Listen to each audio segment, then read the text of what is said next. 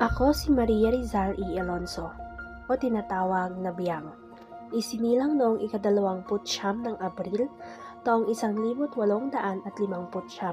sa bayan ng Calamba, Laguna.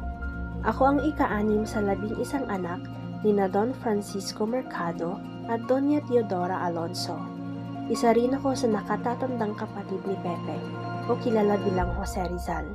Alam ba ninyo? Ako ang tanging kapatid na babae ni Jose na nagkaroon ng sariling pamilya. Ang aking asawang si Daniel Faustino Cruz na taga Binyan, Laguna. Ako ang nagpalaki ng aking mga anak na sina Mauricio, Petrona, Prudencio, Paz at Encarnacion.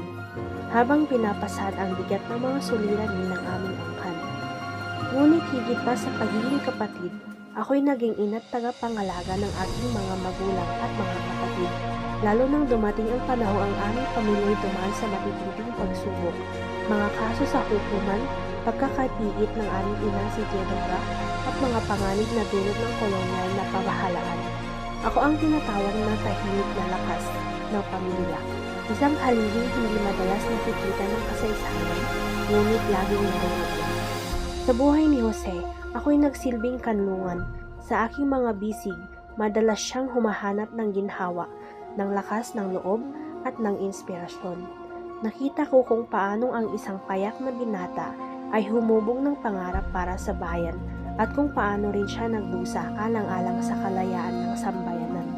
Kung ako man ay hindi naging mandirigma sa larangan, ang aking tungkulin bilang kapatid, anak at ina ng aming pamilya ay nagpatibay sa loob at diwa ni Jose Rizal.